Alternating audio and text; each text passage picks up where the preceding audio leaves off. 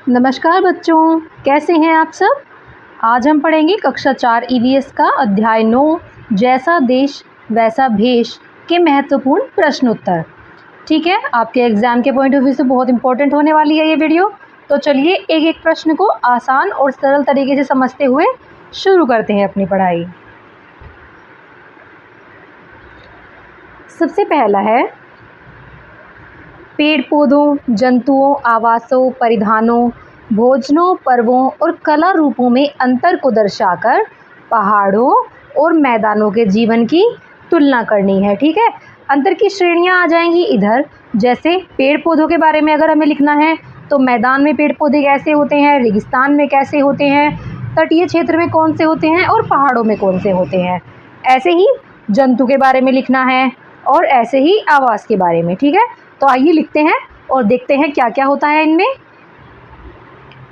जैसे मैदानी इलाकों में होते हैं पेड़ पौधे गेहूँ, मक्का और सरसों। रेगिस्तान में खेजड़ी, बबूल और कैक्टस। तटीय क्षेत्रों में नारियल और ताड़ के वृक्ष। पहाड़ी क्षेत्रों में ओक, चीड़ और बांज। अब जंतुओं की बात करें तो मैदानी इलाकों में होती हैं छोटे फर वाली गायें और भैंसें। रेगिस्तान में ऊँट, छिपकली, जंगली बिल्ली। तटीय क्षेत्रों में होते हैं कछुआ, केकड़ा और डॉल्फिन। पहाड़ी क्षेत्रों में याक। अब बात करेंगे आवास की तो मैदानी क्षेत्रों में होते हैं पक्के और बड़े घर, बड़े आंगन वाले घर। रेगिस्तानी इलाके में होते हैं मिट्टी के घर और पुआल छतों वाले घर, जिनकी पुआल की छतें होती हैं। और तटीय क्षेत्रों में होते हैं समुद्र तट के पास के घर और पहाड़ी क्षेत्रों में ढलानदार छतों वाले लकड़ी के घर। परिधान की बात करें तो मैदानी इलाकों में हो जाएगा कुर्ता, पायजामा और पगड़ी। यहाँ हो जाएगा घाघरा, बांधनी, दुपट्टा और रंगीन पगड़ी। यहाँ हो जाएंगे हल्के सूती वस्त्र और यहाँ बखू, दुमद्यम और गुन्यो चोलो। भोजन की बात करें तो यहाँ मक्के की रोटी, सरसों का साग, यहाँ दाल बाटी और चूरमा, यहाँ मछली चावल और नारियल का पानी, यहाँ थुक्पा, सेल रोटी आदि। ठीक है, अब बात करेंगे पर्व और कला रूपों की। पर्व में आ जाएगा, यहाँ आ जाएंगी लोहड़ी और वैसाखी, यहाँ गणगौर और तीज, यहाँ रथ यात्रा और इसमें आ जाएंगे लूसोंग और नामसूंग। कला रूप में आ जाएगा गिद्दा और भांगड़ा, यहाँ कालबेलिया नृत्य और कठपुतली, रेत कला, चाम, मुकोठा नृत्य। ठीक है, एक तरीके से ये आपके पूरे लेसन का सारांश है। यहाँ पर जो है मैदान, रेगिस्तान, तटीय क्षेत्र, पहाड़, इन सभी के बारे में, पेड़ पौधे, जंतु, आवास, परिधान, भोजन, पर्व, कला रूप, सभी के बारे में आ गया है। तो आप ये एक तालिका पूरी करके इसको अच्छे से समझ के आप पूरे पाठ का सारांश समझ सकते हैं। अब चलते हैं आगे। अब बारी है एक चित्र बनाने की।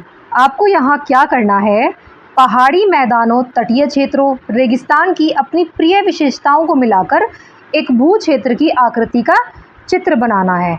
देखिए क्या करना है आपको। जैसे पहाड़ों का हम क्या लेंगे, मतलब पहाड़। ठीक है, तो हमने यहाँ जो है पहाड़ बना दिए। ठीक है, ये हो गया हमारा पहाड़। मैदानी इलाके में क्या होती है, नदियाँ।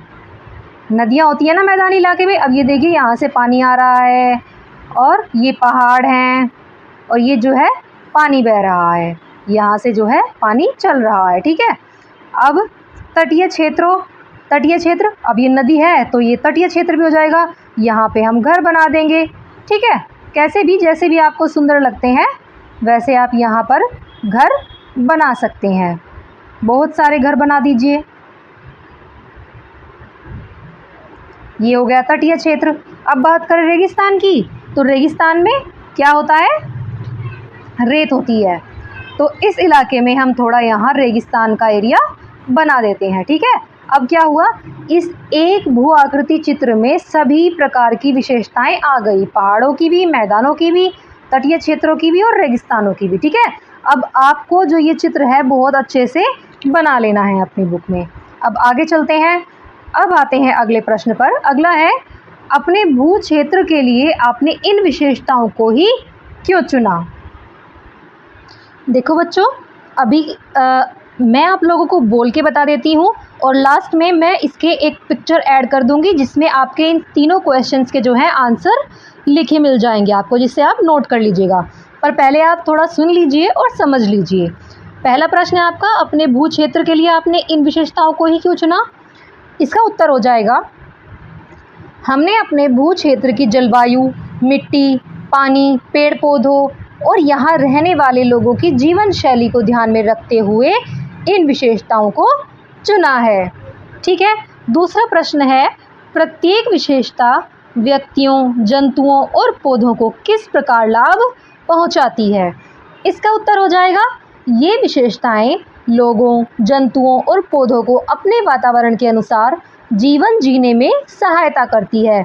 इनके कारण उन्हें भोजन, पानी, रहने की जगह और अनुकूल परिस्थितियां मिलती है।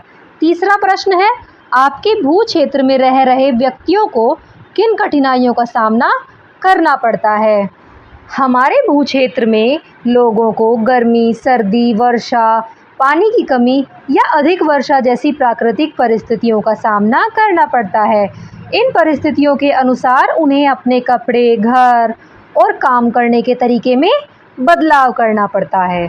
ठीक है बच्चों, मैं लास्ट में एक पिक्चर ऐड कर दूंगी जिसमें आपको ये लिखा हुआ भी मिल जाएगा, जिससे आपको लिखने में आसानी हो जाएगी।